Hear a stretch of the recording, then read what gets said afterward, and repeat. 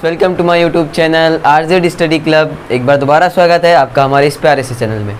आज हम पढ़ने वाले हैं जो हमारा चैप्टर चल रहा था लाइट रिफ्लेक्शन एंड रिफ्रैक्शन के माध्यम से जो हम पढ़ रहे थे, हमारा उसी में कंटिन्यू करेंगे अपवर्तनांक में। ठीक है, जो हमारा टॉपिक था वो क्या था भाई? Refractive index. क्या था हमारा टॉपिक? रिफ्रैक्टिव इंडेक्स यानी कि अपवर्तनांक।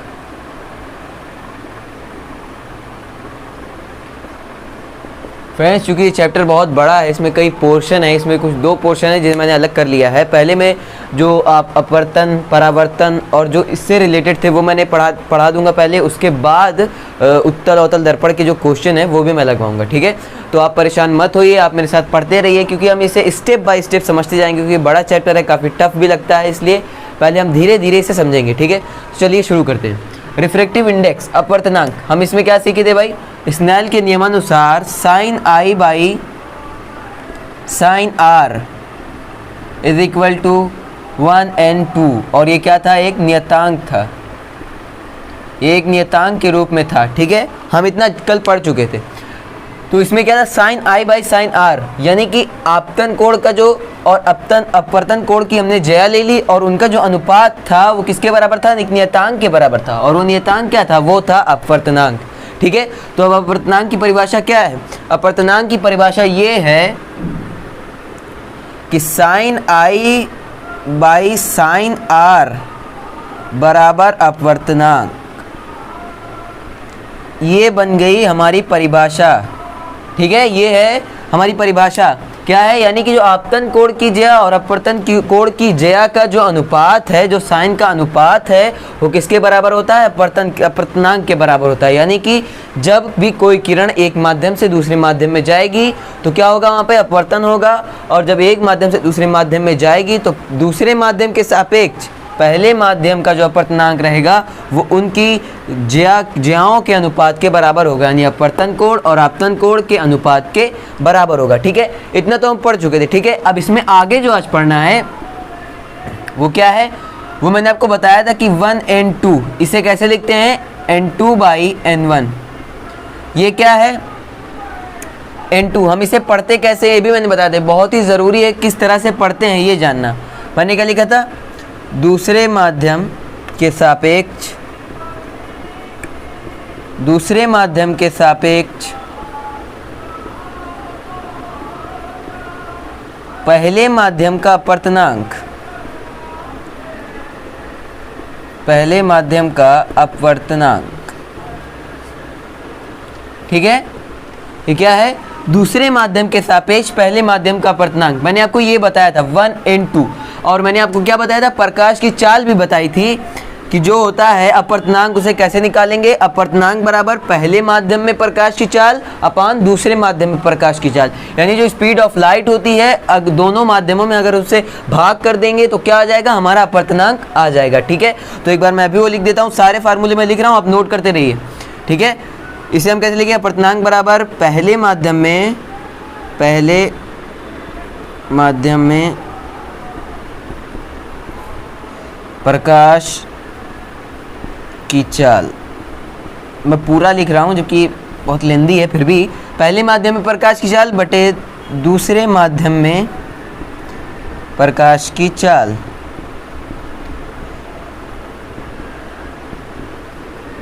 ये चीज़ इंपॉर्टेंट है, आप इसे नोट कर लीजिए। ये भी और ये सब जो मैं बता रहा हूँ आपको।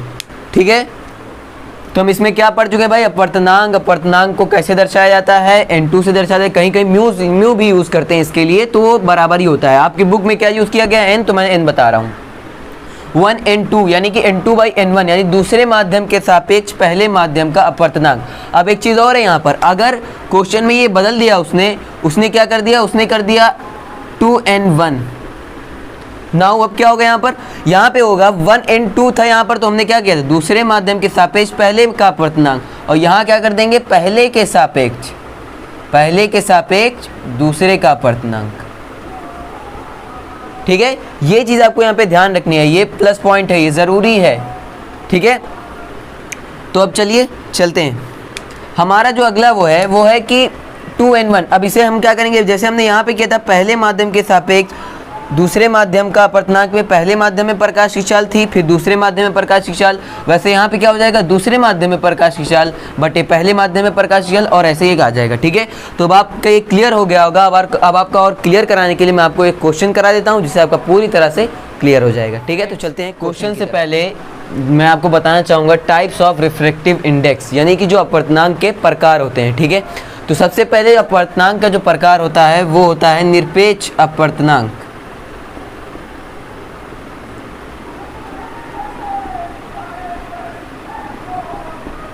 निरपेक्ष अपर्तनांक, ठीक है, तो निरपेक्ष अपर्तनांक क्या होता है, मैंने आपको बताया था कि जैसे हमारे कोई दो माध्यम है होते हैं, ठीक है, ये पहला माध्यम, ये दूसरा माध्यम। ठीक है, हम इसे लिखते कैसे, N2/N1, ये होता है हमारा लिखने का तरीका।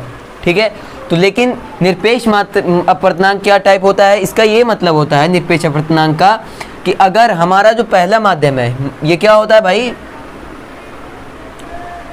ये हो गया हमारा पहला माध्यम, ये हो गया दूसरा माध्यम, दो माध्यम है। ठीक है, हमारी लाइट की किरण आती है भाई, हमारा प्रकाश आ रहा है और यहाँ से जा रहा है अपर्तनांक होके, ये पूरा सिस्टम होता है। तो इसमें जो पहला माध्यम है वो है ये और दूसरा माध्यम है ये। अगर पहला माध्यम एयर हो जाए, वायु या फिर निर्वात हो जाए, तो वो जो अपर्तनांक कहलाएगा वो कहलाएगा निरपेक्ष अपर्तनांक। ठीक है, मैं आपको फिर से बता दूं कि ऐसा अपर्तनांक जिसमें पहला माध्यम वायु या निर्वात, पहला माध्यम क्या हो, वायु या निर्वात हो, तो ऐसा अपर्तनांक क्या कहलाता है, निरपेक्ष अपर्तनांक कहलाता है। ठीक है, तो इसमें क्या देखा आपने, निरपेक्ष अपर्तनांक किसे कहते हैं, जिसमें पहला माध्यम क्या हो, एयर हो, वायु हो या फिर निर्वात हो। अब देखते हैं, इसे समझते हैं एग्जाम्पल से। जैसे ये ANG मैंने ये ले लिया, ये क्या है, ये देखिए पहला हमारा माध्यम क्या है, एयर है, ठीक है, और G क्या है, ग्लास से लिए रखा है मैंने। तो यहाँ पर क्या हो रहा है, अपर्तनांक मैंने लिया है इसका, किसका, वायु और ग्लास का। ठीक है, तो इसे हम कैसे डिनोट करेंगे, Ng/Na। ठीक है, हम इसे ऐसे डिनोट करेंगे, यानी कि वायु में प्रकाश की चाल बटे गिलास में प्रकाश की चाल जो हो रही है यहाँ पर। अब ऐसे अगर ये हो गया ANW, ये वायु है और ये हमारा क्या है, वाटर है। ठीक है, तो इसे कैसे करेंगे, NW/Na। ठीक है, यानी कि इसमें प्रकाश की चाल Cg/, इसमें क्या होती है भाई, मैंने बता रखा है कि वायु में प्रकाश की चाल क्या होती है, C, यानी 3×10⁸ मीटर पर सेकंड। ठीक है, तो पहला टाइप क्या होता है, निरपेक्ष अपर्तनांक। निरपेक्ष अपर्तनांक में क्या होता है कि अगर पहला माध्यम क्या हो, वायु या निर्वात हो, तो ऐसे अपर्तनांक को क्या कहते हैं, निरपेक्ष अपर्तनांक कहते हैं। तो हमारा जो दूसरा अपर्तनांक है वो कौन सा है, जो तुम्हारा दूसरा टाइप अपर्तनांक का, वो है सापेक्ष अपर्तनांक। ठीक है, सापेक्ष अपर्तनांक, ये क्या होता है भाई, निरपेक्ष अपर्तनांक में हमने जाना कि जब पहला माध्यम वायु हो तो कहलाता है वो निरपेक्ष अपर्तनांक। अब सापेक्ष अपर्तनांक क्या होता है, सापेक्ष अपर्तनांक उसे कहते हैं कि वायु को छोड़ के कोई सा भी माध्यम अगर आपका पहला माध्यम होगा तो क्या कहलाएगा, सापेक्ष अपर्तनांक कहलाएगा। जैसे कि मैंने देखा था निरपेक्ष, पहले मैं बता रहा हूँ कि निरपेक्ष क्या था, ANG मैंने लिया था। ठीक है, निरपेक्ष मात्रक, निरपेक्ष अपर्तनांक का। लेकिन सापेक्ष अपर्तनांक कैसे होगा, ये होगा GNA। इसमें वायु को छोड़ के, एयर को छोड़ के कोई सा भी अगर माध्यम होगा पहला तो क्या कहलाएगा, सापेक्ष अपर्तनांक कहलाएगा। ठीक है, दैट्स क्लियर। अब इसे कैसे लिखेंगे आप, इसे आप लिखेंगे Na/Ng, यानी कि वायु में प्रकाश की चाल यानी C/Ng। ऐसे आपके फार्मूले बन जाएंगे। चलिए तो अब चलते हैं क्वेश्चन की तरफ, जिससे कि आपके फार्मूले क्लियर। तो फ्रेंड्स, हमारा जो क्वेश्चन है वो आपकी स्क्रीन पर है। वायु के सापेक्ष कांच व जल का अपर्तनांक क्रमशः 3/2 व 4/3 है। जल के सापेक्ष कांच का अपर्तनांक ज्ञात कीजिए। बहुत ही आसान क्वेश्चन है अगर आपने सही से समझ रखा है अपर्तनांक को तो। ठीक है, तो वायु के सापेक्ष कांच का कांच व जल का। पहले इसने दे दिया सापेक्ष वर्ड, यानी जो हमारा कौन सा टाइप है, सापेक्ष अपवर्तनांक है ये, ठीक है। इसमें क्या रहेगा, पहला माध्यम जो रहेगा वो क्या, वायु रहेगा, ठीक है। इसमें देखिए उसने दे रखा है क्रमशः 3/2 और 4/3 है, तो हम क्या पहले जो हमें दे रखा है वो लिख लेते हैं। क्या हमें दिया है, दिया है AN कांच यानी कि ANG ग्लास का अपवर्तनांक कितना दे रखा है हमें, 3/2। और क्या दे रखा है, जल का भी अपवर्तनांक दे रखा है, यानी कि ANW कितना दे रखा है हमें, 4/3, ठीक है। ये हमें दे रखा है, हमें निकालना क्या है, जल के सापेक्ष कांच का अपवर्तनांक, यानी कि W के सापेक्ष किसका निकालना है, ग्लास का। वाटर के सापेक्ष ग्लास का अपवर्तनांक हमें निकालना है, ठीक है। मैंने जो आपको बताया था वो क्या बताया था कि अपवर्तनांक कैसे निकालें। अपवर्तनांक के लिए क्या था कि जो प्रकाश की चाल पहले माध्यम में बटे प्रकाश की चाल दूसरे माध्यम में, यानी अगर हमें ये दिया रहता तो हम इसका अपवर्तनांक कैसे निकालेंगे, इसमें एयर में यानी वायु में प्रकाश की चाल बटे ग्लास में यानी जल, किसमें, शीशे में, कांच में प्रकाश की चाल का अनुपात ले लेंगे, क्या आ जाएगा, हमारा अपवर्तनांक आ जाएगा, ठीक है। लेकिन हमें यहाँ पे पहले से दोनों अपवर्तनांक दे रखे हैं और अब कह रहा है कि जो नया अपवर्तनांक सापेक्षिक यानी सापेक्ष अपवर्तनांक हमें निकालना है। तो हम इसे कैसे लिखेंगे, सिंपल लिख देंगे।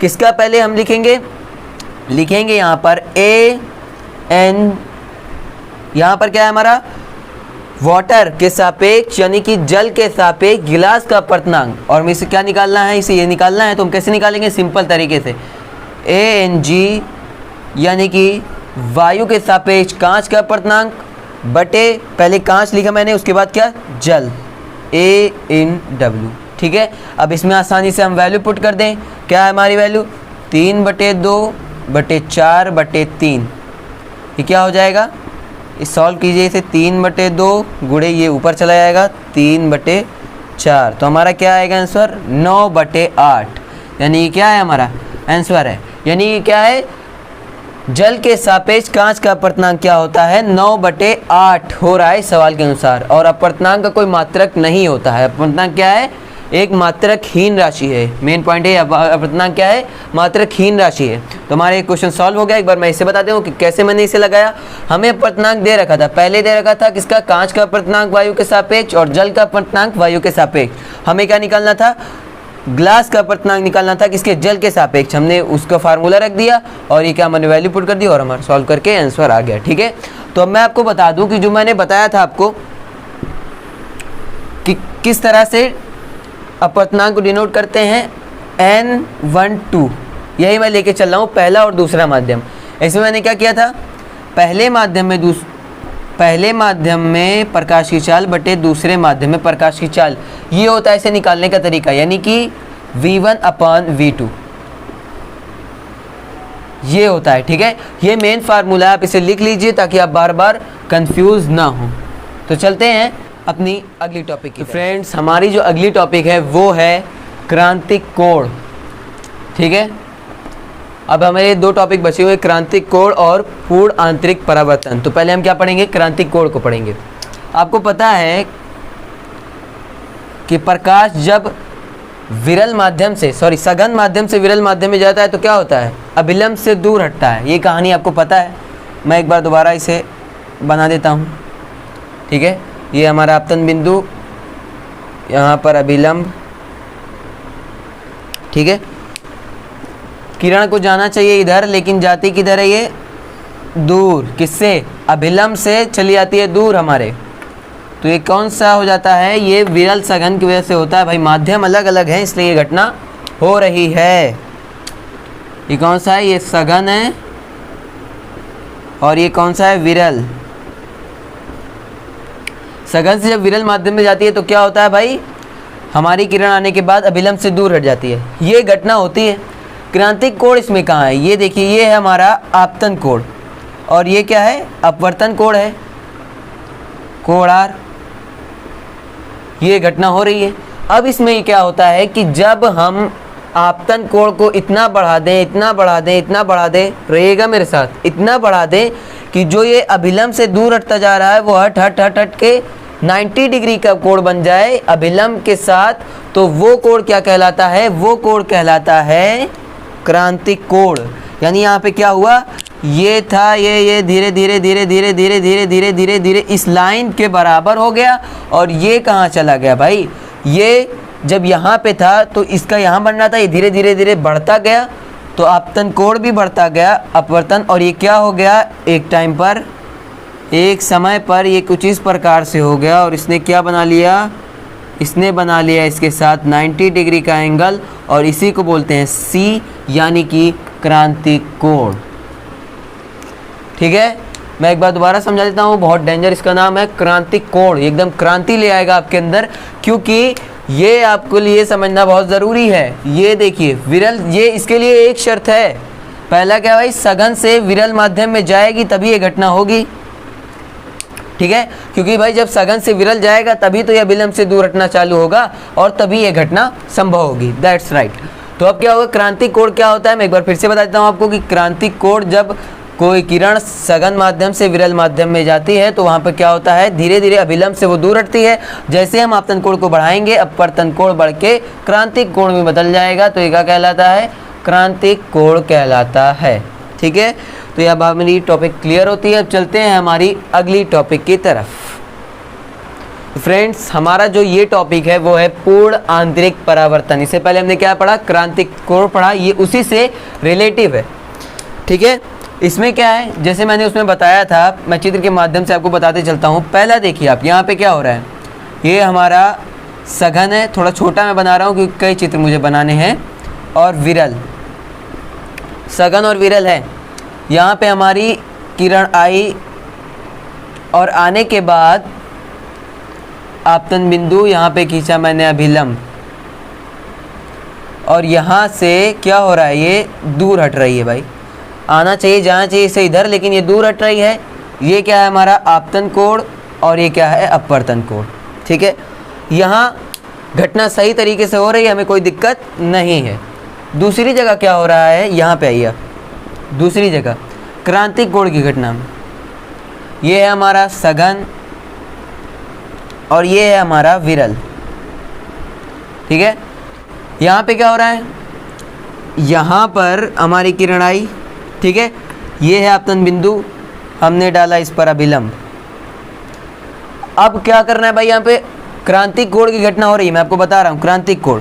तो यहाँ पर क्या होगा, हम इस न्यूनतम से इतना इसे अधिक करते जाएंगे कि एक समय पर क्या हो जाए, जो हमारा अपवर्तन कोण है वो कितना हो जाए, 90 हो जाए, यानी ये हो जाए, ये जो हमारी किरण थी वो क्या हो गई, 90 डिग्री पे हो गई, यानी ये 90 का कोण बनाने लगी इससे। तो ये क्या कहलाएगा, तो ये जो हमारा आपतन कोण है ये क्या हो गया, R = 90 हो गया भाई। जो हमारा अपवर्तन कोण था यहाँ पर, ये अपवर्तन कोण बन रहा था, यही क्या हाँ गई है, इस लाइन पे चली गई, तो अपवर्तन कोण कितना हो गया, 90 हो गया। और जो आपतन कोण था हमारा यहाँ पर I, वही क्या बन गया, C, और C क्या है, C ही है हमारा क्रांतिक कोण। ठीक है, अब यहाँ पे देखिए भाई, तीसरी घटना जो हो रही है पूर्ण आंतरिक परावर्तन की, उसमें क्या हो रहा है, इसमें ये हो रहा है कि पहले तो भाई माध्यम को डिवाइड कर दीजिए आप, ये है सघन माध्यम और ये है विरल माध्यम। ठीक है, ये दो माध्यम है। यहाँ पर भी वही कहानी हुई, किरण बनी आई, और यहाँ पे जब आई तो आपतन बिंदु पे हमने डाल दिया अभिलंब, हर साल की तरह अभिलंब डाल दिया हमने इस पर।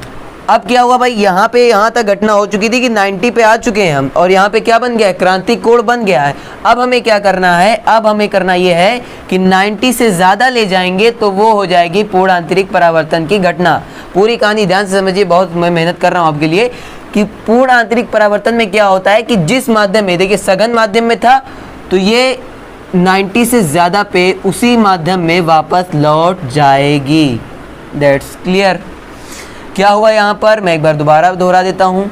यहाँ पे था आपतन कोण, जो आपतन कोण था हमारा वो कितना था, यहाँ पर था क्रांतिक कोण के बराबर था, लेकिन यहाँ पे क्या हुआ, क्रांतिक कोण से ज़्यादा कर दिया हमने, यानी जो आपतन कोण है वो क्रांतिक कोण से क्या हो गया, ज़्यादा हो गया। और जब ज़्यादा हो गया तो यहाँ का कोण भी जो है, सॉरी, ये जो यहाँ का जो कोण है, जो आपतन कोण है R, वो भी किससे, 90 से ज़्यादा हो गया है। और ये घटना क्या कहलाती है, पूर्ण आंतरिक परावर्तन। ठीक है, आपको यहाँ दिख रहा होगा स्क्रीन पर कि पूर्ण आंतरिक परावर्तन की घटना कैसे होती है। पहले मैंने बताया क्रांतिक कोण जब 90 होता है आपतन कोण का मान, तो वही विशेष आपतन कोण क्या कहलाता है, क्रांतिक कोण कहलाता है। और पूर्ण आंतरिक परावर्तन की घटना यानी कि मैं उसको अगर लैंग्वेज में बताऊं आपको तो आप नोट कर लीजिए कि पूर्ण आंतरिक परावर्तन की घटना वो घटना है जिसमें आपतन कोण किससे, आपतन कोण ये जो है क्रांतिक कोण से बढ़कर अधिक हो जाता है, और जो हमारा आपतन कोण है वो 90 डिग्री से अधिक हो जाता है, यानी समकोण से अधिक हो जाता है। तो हमारी जो प्रकाश की किरण है वो अपवर्तित के बजाय परावर्तित हो जाती है और वो उसी माध्यम में वापस चली जाती है। तो ये हमारी घटना क्या कहलाती है, ये कहलाती है पूर्ण आंतरिक परावर्तन। ठीक है, तो आप समझ गए होंगे। मैं इसके आपको कुछ एग्जाम्पल दे देता हूँ जिससे आप समझ जाएं कि पूर्ण आंतरिक परावर्तन क्या होता है। आपको दिख रहा होगा स्क्रीन पे पूर्ण आंतरिक परावर्तन और क्रांतिक कोण की घटनाएं। पूर्ण आंतरिक परावर्तन के उदाहरण क्या है, जैसे हीरे का चमकना। जैसे हीरा क्या चमकता है भाई, इसके उदाहरण ले लीजिए और आप नोट करते रहिए कि हीरे का चमकना क्या कहलाता है। हीरे का चमकना कौन सी घटना है, ये है पूर्ण आंतरिक परावर्तन।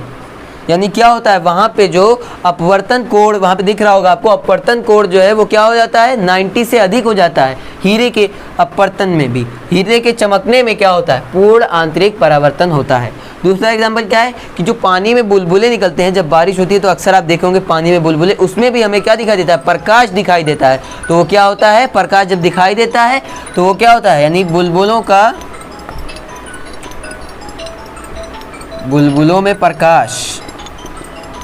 बुलबुलों में प्रकाश की चमक क्या होती है, पूर्ण आंतरिक परावर्तन का ही एक उदाहरण है। ठीक है, अब मैं आपको बता दूं, मैंने आपको उसका वही उदाहरण नहीं दिया था अपवर्तन का। तो अपवर्तन के उदाहरण में क्या होता है, अपवर्तन के उदाहरण में अक्सर आप देखे होंगे कि जो पेंसिल हम जब डालते हैं गिलास के, उसमें आपको दिख रहा होगा यहाँ पर पेंसिल जब हम गिलास में डालते हैं, पानी रहता है उसमें, तो हमें क्या होती है, वो अपवर्तित होकर कहीं रहती है और दिखाई कहीं और देती है। तो क्या होता है, पेंसिल का अपवर्तन